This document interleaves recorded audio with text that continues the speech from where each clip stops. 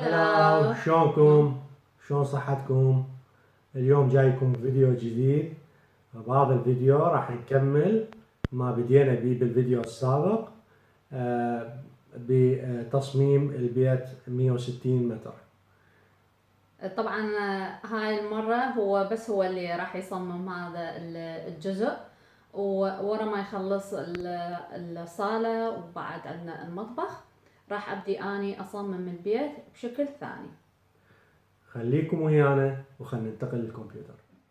هلا، شلونكم؟ هسه راح اخذكم وياي على مود اشوفكم التصميم اللي سويته. هذا التصميم طبعا بسيط مو معقد مثل ما تشوفون هنا. طبعا عرض الصالة تقريبا مقارب 7 أمتار وشوية، والعرض 4 أمتار و10، يعني مساحة ممتازة كلش حلوة للزوار أو لأصحاب البيت. طبعا هذه الجلوس راح يكون على شكل يو، حرف يو، حتى يحتضن الناس وتكون الجلسة دافية قريبة عن بعضها. صحيح. هذه مثل ما نقول الطاولة تكون طبعا نفس الألوان، هو طبعا من الجلد الأخضر حتى ينطي نشعة وحيوية. طبعا هذا لوني المفضل الأخضر. مو مشكلة، خطفته منك. فطبعا وزججته بالإيبوكسي، باللون بالإيبوكسي، وراح تشوفونه طبعا بالصور هاي الإيبوكسي للناس اللي ما تعرفاها يعني مو زجاج. لا، هو مو زجاج، هو تزجيج، بمعنى انه شيء مشابه للتزجيج بحيث انه يقاوم الحرارة وحتى سهل التنظيف، حتى احسن للاطفال همين. نعم، يعني اذا صار شيء او هاي ما ينكسر الزجاج ويضطر واحد يغيره. شكله حلو ايضا. طبعا هنا خليت ايضا هذين الطاولات الجانبية، وراح تشوفون بعد شوية القصد من عندها. لوحتين هنا تنطي فد جمالية للمكان، مع تواجد نباتات مو بكثرة وإنما بصورة طبيعية. طبعا الكل راح يسألني طيب التلفزيون وين؟ بصراحة أنا ردت أسأل وين التلفزيون؟ التلفزيون راح يجيكم بعد شوية، هسه راح أشرح لكم إياه. يعني هو راح يجي بالبوست التلفزيون. أي بالضبط، راح يجي بالبوست. أوكي. فراح تتفاجئون بي، لأن حقيقة أنا أستخدم يعني أحب دائما أستخدم التقنيات الموجودة حتى نوفر مساحة وأيضا نخلي حياتنا أجمل. بالمناسبة هو هسه شوقني أكثر، أريد أعرف شنو هذا التلفزيون اللي ما راح ياخذ مساحة وهالأمور بها تقنيات. فعلى السريع حط لنا التلفزيون وأنا هسه راح أشوفكم. طبعا بالمناسبة من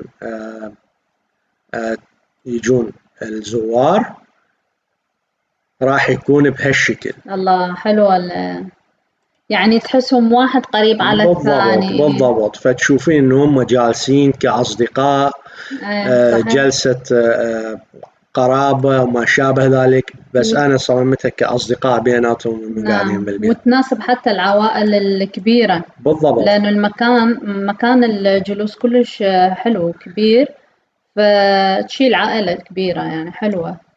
فلذلك مثل ما تشوفون إنه ملتمين حول بعضهم، ماكو شيء يشغلهم، يكون الحديث جميل بيناتهم ومريح. يعني حتى أنا من وضعت يعني هذه الناس وضعتها مسافات بعيدة على مود أشوفكم يعني إيش قد يشيل هذا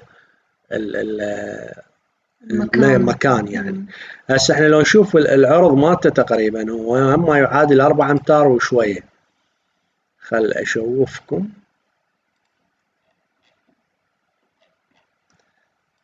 لو ناخذ منه ونروح إلى هذه الزاوية تقريبا مثل ما تشوفون.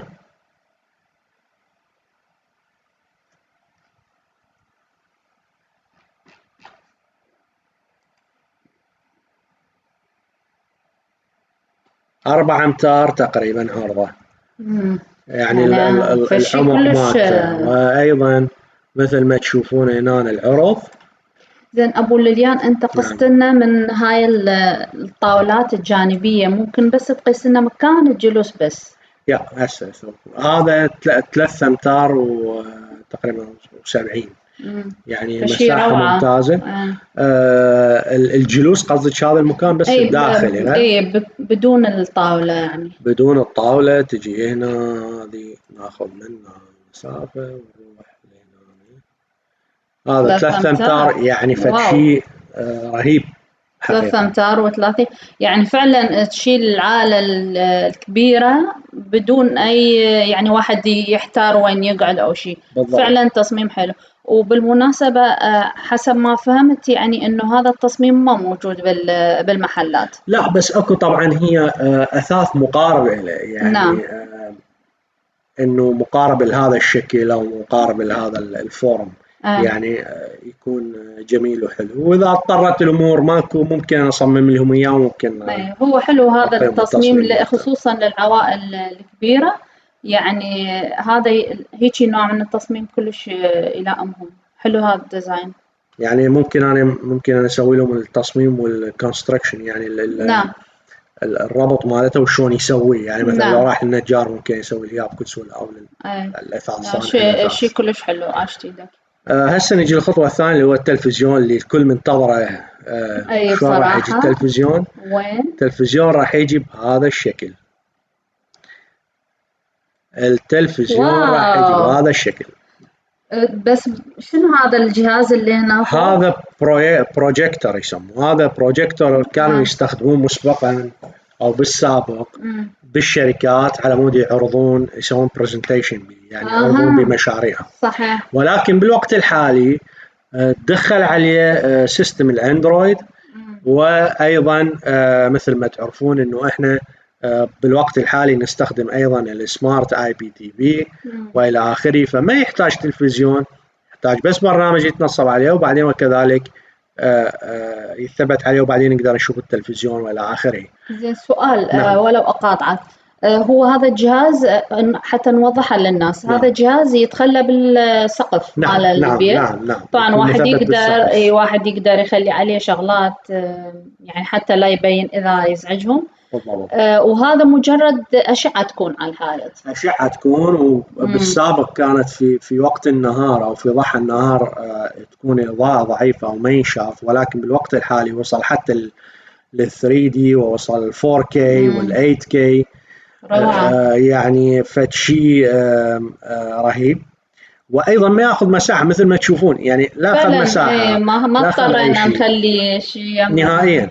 ولنقل انه جتي مثلا خلينا نقول عائله كلها اجتمعت والى اخره، ممكن هنا نخلي كراسي ايضا، يعني صحيح. هذا الكراسي الاثاث ممكن نضيفه هنا بدون ما تاثر على الجلسه وتاثر على شيء.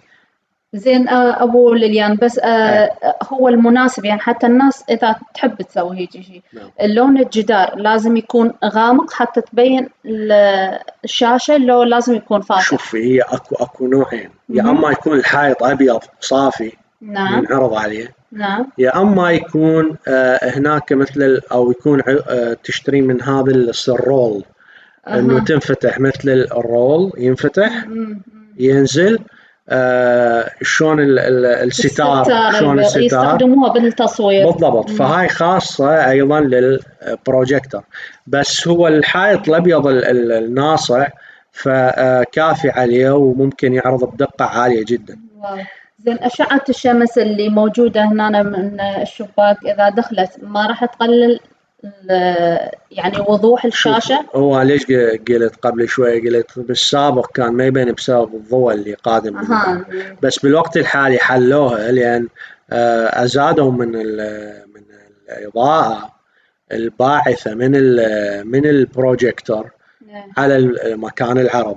ولكن أيضا إذا ترضين طبعا تأكيد إذا ترضين أكثر وضوح وأكثر كذا ممكن بس البردة تسدي الستارة. أنت خل الستارة غامقة. بالضبط يعني. الستارة أنا طبعا ما تكلمت عنها، الستارة تكون غامقة وثخينة في حال إنه الشخص راد يشوف أو ما اتضحت عنده الرؤية بصورة تناسبه إليه، بس يغلق الستار، تكون بس روعة يعني فعلا، يعني صدق شيء روعة كلش حلو. احتمال يعني أنا بصراحة غرت، واحتمال بالتصميم مالتي أقدر أبوق الفكرة يعني. قدامك يعني تدرين. أبوكها بس أستأذن من عندك. آه، شيء كلش حلو. عشت يدك. طبعا بالنسبة للأرضية أنا سويتها مثل ما قلت اللامينات، اللي هو دائما أحب اللون الأبيض أو اللون الدافئ، يعني بين يكون رصاصي وأبيض حتى يفتح مساحة للمكان. هو نفس اللي يخلينا بالكاليدور أي نفسه بالمدخل. نفسه نعم. بالمدخل. وبالمناسبة أنا جريت تغيير صغير على المساحة حتى أضيفه، إنه هذا الدرج سويته السلم سويته سبيرال اللي هو الدائري، حتى لا ياخذ مساحة وبنفس الوقت نقدر نستغل هذه المساحة أكبر استغلال وأبشع استغلال صحيح. بالأيام القادمة. أكو بعد شيء من ليان تريدين تضيفيه؟ والله بس يعني سؤالي، اللعبة اللي موجودة بالتلفزيون مباشر لا؟ لا للمزاح يعني أكيد. فأنا بالنسبة لي كلش عجبني. وفعلا يعني القعدة هي مثل ما نقول تلم العائلة وتلم شمل العائلة، يعني شيء حلو، ما واحد يكون بعيد عن الثاني. كلش حلو يعني، أنا عجبني التصميم، أتمنى إنه الناس هم يعجبها.